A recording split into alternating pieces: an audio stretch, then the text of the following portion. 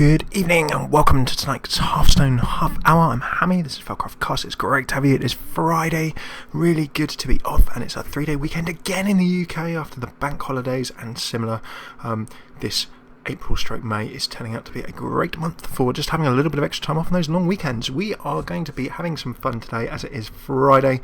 Normally we jump into another game, but instead we're going to jump into Hearthstone and just do something which is a bit fun, away from all of that laddering, away from all of that sort of pressured playing arena or similar. We're just going to have a bit of a laugh. There's a little bit of something that can be learned from this as well while we're playing through. We're just going to be playing around with an idea we had, and this sort of jumps into the idea of deck building and building new decks and just doing some things for fun. Away from all of the archetypes, all of the stereotypes, all of the metagame, and all of those kind of things that stack up when you're trying to ladder and you're busy reading up on the best strategies, busy reading up on the best articles, trying to sort of study and improve your game as we do in some of our episodes for you new or intermediate players out there. But tonight we're just going to be having plain old fun. Now, the reason that we're going for a deck called Bubble Trouble, sometimes you might just see a card and you might just think, hey, that card is pretty cool. I should try and build a deck around that card. Sometimes it'll work, sometimes it might not. Sometimes you might try and build it around a particular hero. Sometimes that might work and sometimes that might not as well. But it's good to play, it's good fun. You can jump into casual mode, of course, in Hearthstone, so you're not losing ladder and you can just be having a really good time. So the other night we tried to play a Shaman deck, and you saw us sort of taking our legendary fun Shaman deck that we play in casual, throwing it at the ladder a bit. It didn't work in some ways. There are some cards, of course, the insistence of playing ETC will get you in trouble. But that aside, Gelbin meta talk as well. That card is not going to be the most reliable. But also, we got thinking about this little chap, and he's not really such a little chap, but he is the Blood Knight. Now I'm going to throw two of those straight in. And the reason that I saw this guy is that you see him occasionally actually pop up in terms of fighting against zoo decks and all kinds of stuff. And it's just his battle cry: all minions lose Divine Shield, and you gain 3/3 for each shield lost. Now he's not a bad card in terms of 3 mana, 3 attack and 3 health, so he's one of those solid spine card-ish. He's not essential in every deck, but his stats are pretty much solid. Then that got you thinking, what if you could somehow throw him down and really throw him down when there's a lot of bubbles on the table and have a lot of fun. There are quite a few aggressive Paladin decks and similar out there, so we thought, well, why don't we try and base a deck around bubbles, Blood Knights and trading. So we thought, okay, let's base it around Paladin. So this will be playing for fun, and it'll also be trying to think about how you can build a deck around a card or around a particular concept. So our concept is, let's say roughly, to get the most out of the Blood Knight, we will need to play him early in the game when there are lots of Divine Shields. By Divine Shields I mean bubbles on the table. So we want to have lots of bubbles on the table, and we want to be able to play him quite early. We're going to need to draw the Blood Knight early to mid game to make a really big and scary card. So ideally we'd have a Blood Knight out, say, turn 3 and have dropped a couple of bubble cards turn 1 and 2. Now we will be vulnerable to removal, of course, so we will need to back up this deck with a few other cards as well. So let's take Paladin Rush or Paladin Aggro. There are sort of some legendary Paladin aggro decks. Paladin has not been sort of hugely up in the arena this season as far as I've seen. You can go for sort of control variants, you can go for aggro rush variants. So let's have a sort of look and see what's going on in terms of maybe I think this is probably more of an aggro card. Absolutely an aggro. So let's take a look and see. Let's go for an aggro option and see if we can throw some stuff in.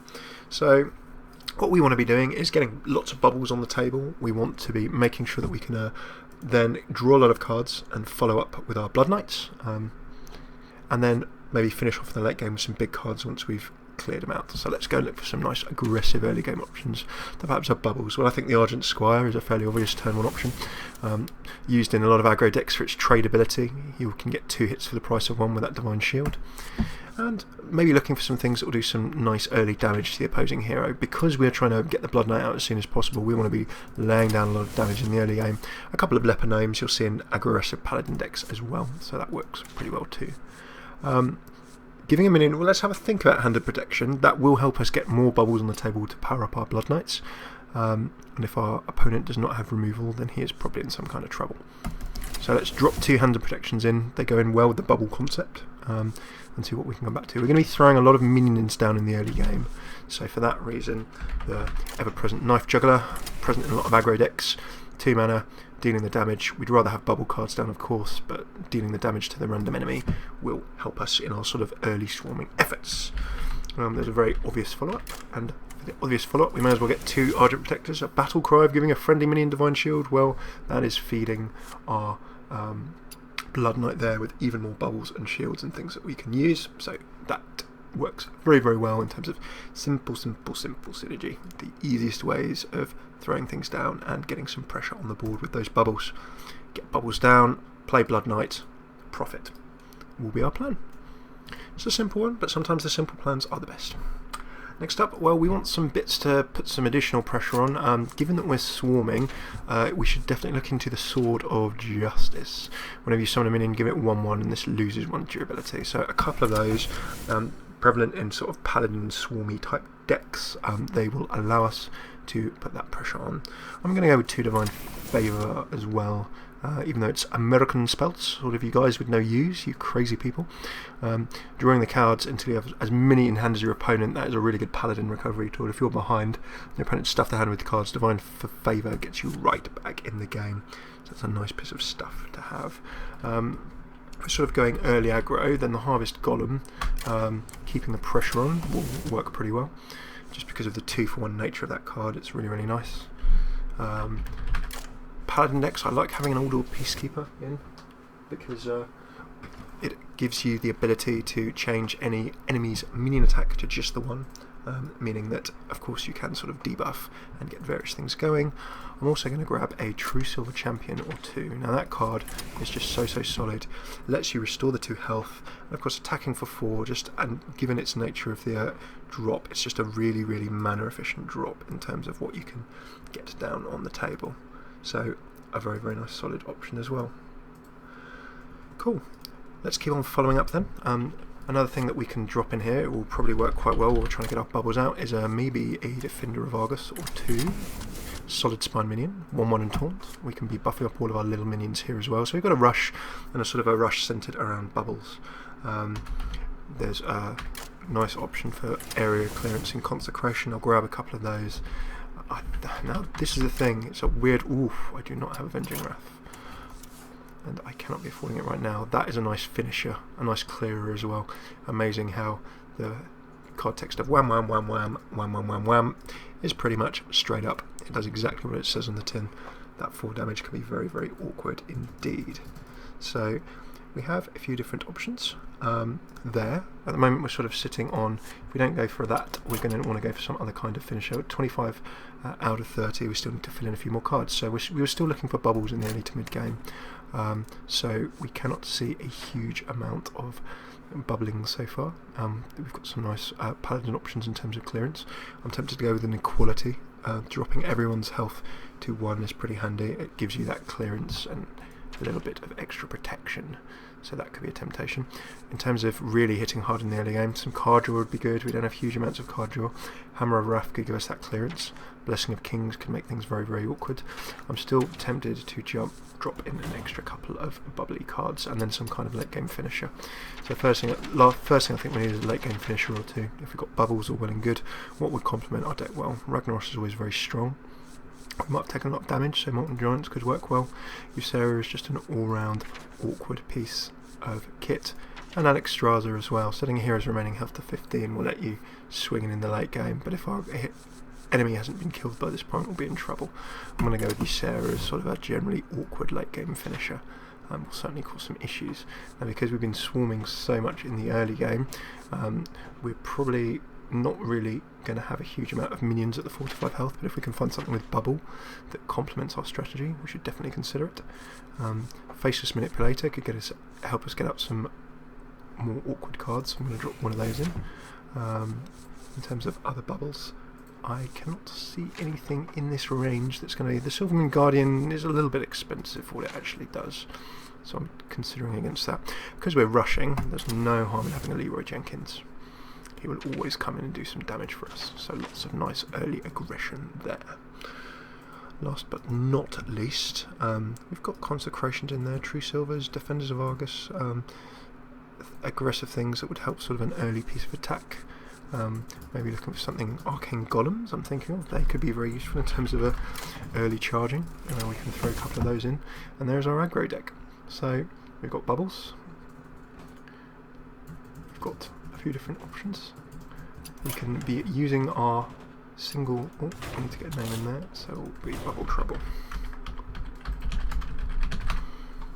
Now, without further ado, let us jump in and get gaming, just for a little bit of fun. We're going to do this casual because we're going to have no idea how this goes, but we want to see if we can test it out.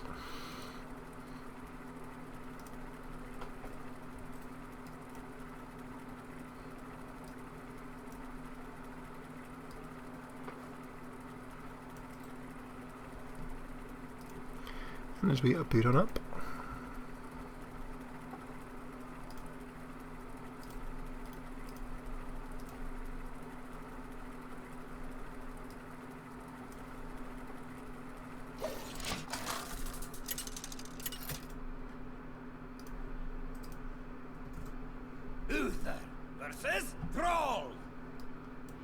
here we go. We have a Shaman up first. Fight with honor.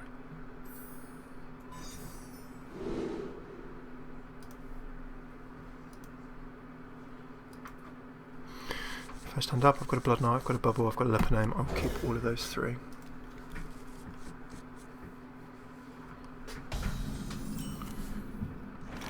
See what we've got. And do you know what? I'm going to throw down the Leper Name first because I'd like to keep the Argent Squire for that Bubble for the Blood Knight to get the pressure on early.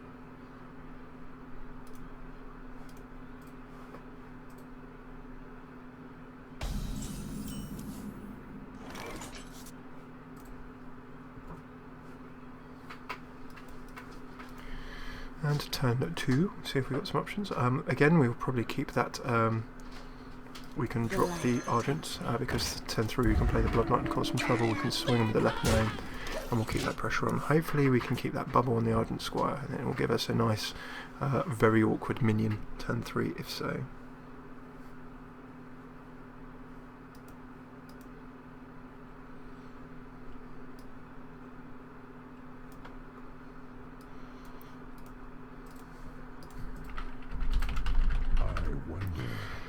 Okay, our Shaman friend is pondering his time. Very, very solid play just to throw down that totem and get things going.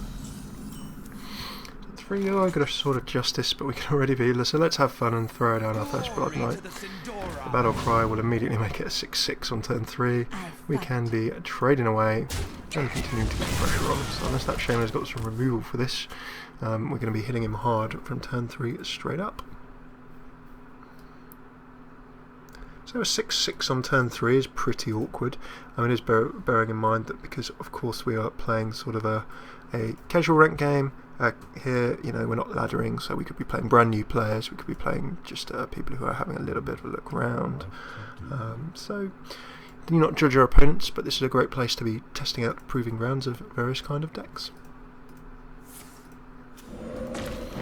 Temic Call throws another totem down, and doesn't look as though there's an option there for our opponent.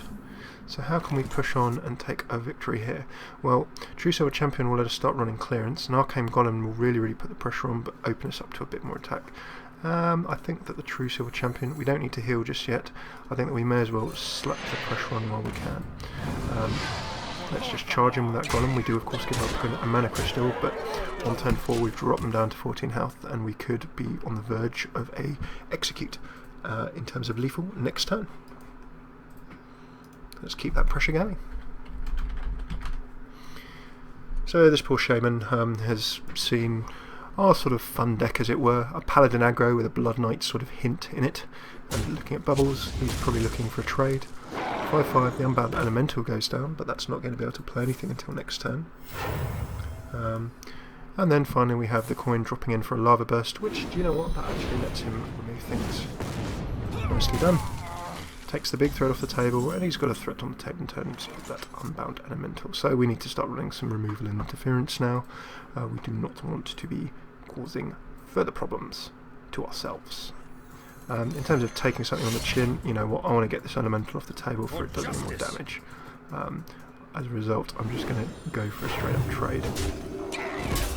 We'll do 2 damage, we'll fly him with our Arcane Golem still, and that nicely leaves us with 8 damage to go. Unless he can remove the Golem, we can swing in with our weapon. It feels like a nice potential lethal there, but if not, then we've got him low enough that we can follow up.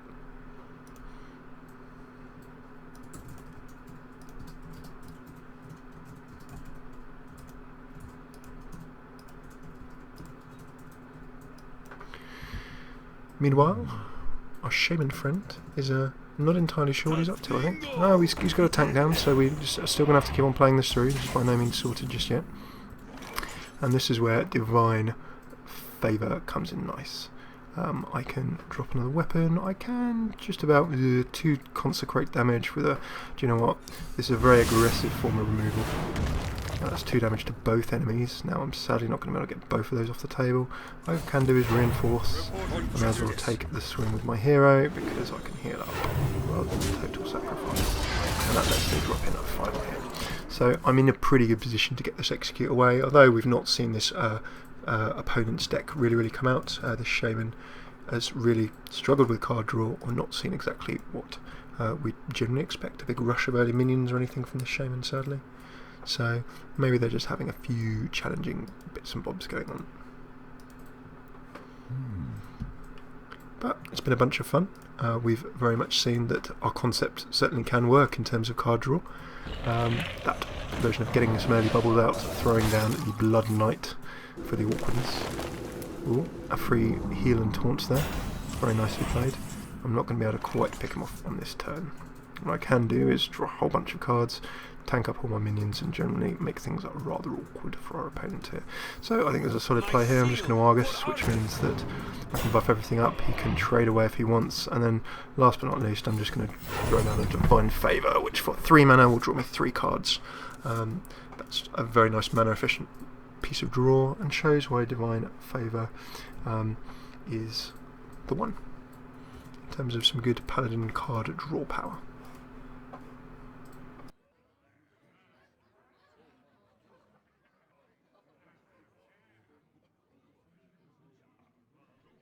Let me think.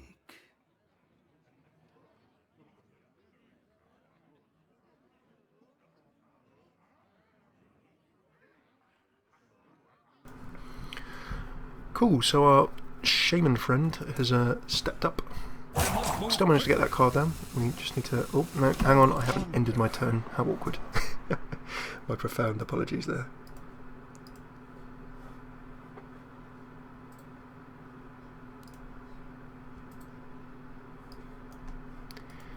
Okay, so our opponent, he does have that Frost Elemental down, so he is in a position where he can strike back, but I just need to do 2 damage to 2 tanks. Hogger summoning Gnolls with Taunt. Well played. A big well played. That is going to be awkward for us to get past. We can trade 1, we can trade 2. Yeah, we can trade 2, and we can even trade away the Gnoll. We've made the very wise decision of removing just one of our minions. There are 3 tanks there, and we need to remove 2 of them and somehow attack. Can we do this? Well, we have the weapon for a True Silver Champion, but that's not going to let us attack in one go, sadly. We can certainly trade and remove the Frost Elemental, we can trade and remove the Gnoll, so that's not doing any damage to us. But the problem is that Hogger will keep spawning Gnolls, so we need to make sure that we can get some of those off the deck if all possible. I'm going to go with True Silver. I'm going to not be able to save anything if I drop an Argus at this point. So an Argent Squire will help with the tradability. Another little token will help with the tradability. And then let's start getting some trades away. So I'm going to remove 1 tank because that will leave me with my health alive. I'm going to get the big throw off the table in terms of that Frost Elemental as well. And last but not least, I can... did I play that right? Potentially. Right, I'm going to remove the 3rd as well. Well, I've only killed that by 2 damage. It does leave Hogger. He will drop another taunt at the end of next go. So unless something radical comes out the gate, that's really going to cause some problems. It may be a question of when rather than if in this situation. Hogger, a very awkward card actually, spawning that 2/2 taunting Gnoll every go. If you can't get, if there's already a lot of tanks on the table and you play Hogger, then suddenly you just find yourself wading through sticky molasses, wading through mud, really just trying to get stuff off the table so you can get your attacking going.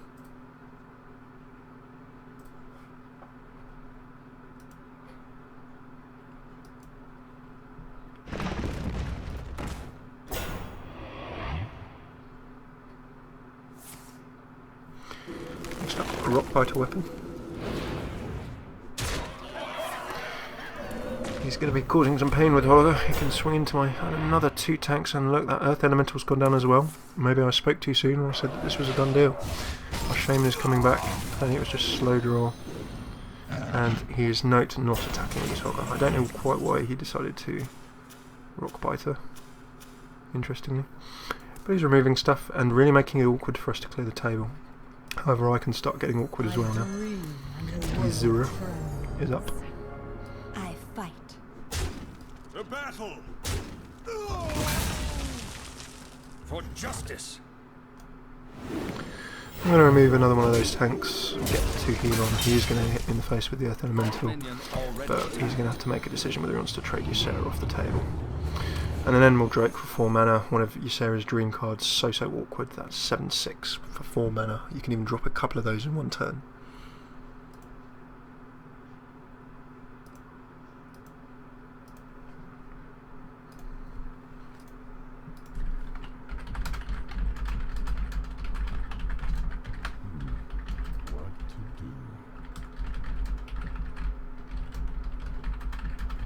Behold the might of Stormwind!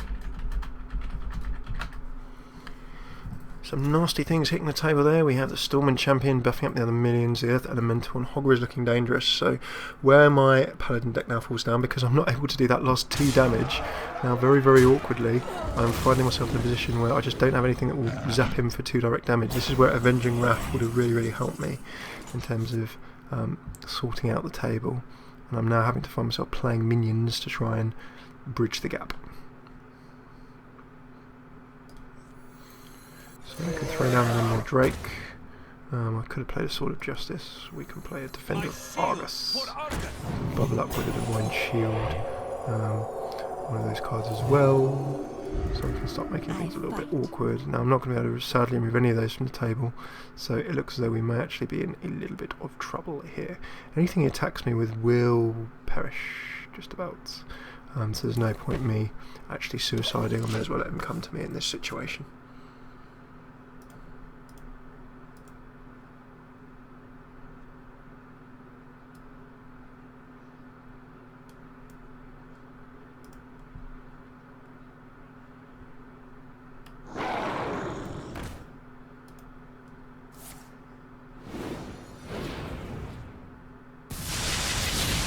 Oh, no, Lightning Storm as well. I'm going to turn around and say from our initial optimism we were just too short. When we look back on this game and see where we didn't do that 2 damage, that would be our undoing. It's still possible, oh so just about, for us to win this, but given that he can swing in and take us out next go, we actually have no direct damage spells. Even if I had 1 Hammer of Wrath, I would have won this game. So it's nice to test out concepts, and I've suddenly decided that my lack of removal is what is actually going to lose me this. And another null. Hogger's an unusual card. So I think we can pretty much safely say that there is no way, even if I Sword of Justice, I can change one of those minions' health to 1, but regardless of which minion's health I will change to 1, he has critical, and therefore that will be it. So we will tap on the table and resign away from that. That was a good fun game. We very much learnt that in that game we just needed to do 2 damage to win.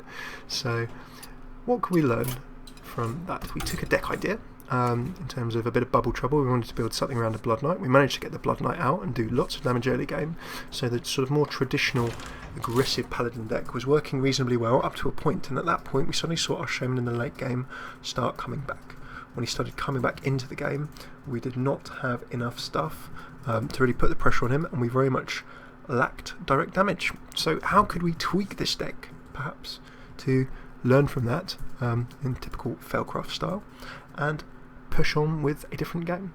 Well, taking a look at this, the Knife Jugglers never really did anything for us, although they were sort of locked in the deck somewhere. They might have done 1 or 2 extra damage, chip damage, but they didn't put the pressure on, so it's hard to tell from one game, but maybe those would have been a drop. The Hands of Protection felt like we didn't really give any extra bubbles at the time that they actually needed, so what I might probably do is just a small tweak, is try not playing with those Hands of Protection. They didn't really turn up or let us bubble or anything at a really good time, and then maybe drop in some direct control, and by that I'd go for, where's it gone? I would very much go for the Hammer of Wrath, dealing 3 damage and drawing a card. card draw, control. Just one Hammer of Wrath would have won us that game, past the tanks and everything. So that's an example of a nice little tweak that we could make to try and make the deck succeed. So thank you very much for tuning in to this Fun Friday episode of the Hearthstone Half Hour, and that will end our commentator section. As always, we will continue streaming off the microphone afterwards. And just as a quick wrap up, if you'd like to find more fun deck building content, learning to play and similar for new and intermediate players, and then trying to do some more advanced concepts as well, you can find us at youtube.com/Failcraftcasts, twitch.tv/Failcraftcast, on Twitter at Failcraftcasts, and last but not least, failcraft.org for the website. Love to hear from you, love to hear what you think we can do better, and above all, anything you think we could add to our content. We just want to make better videos for you. Thank you very much for tuning in. Please do feedback on what you thought and how we can improve things. I hope you enjoyed that, and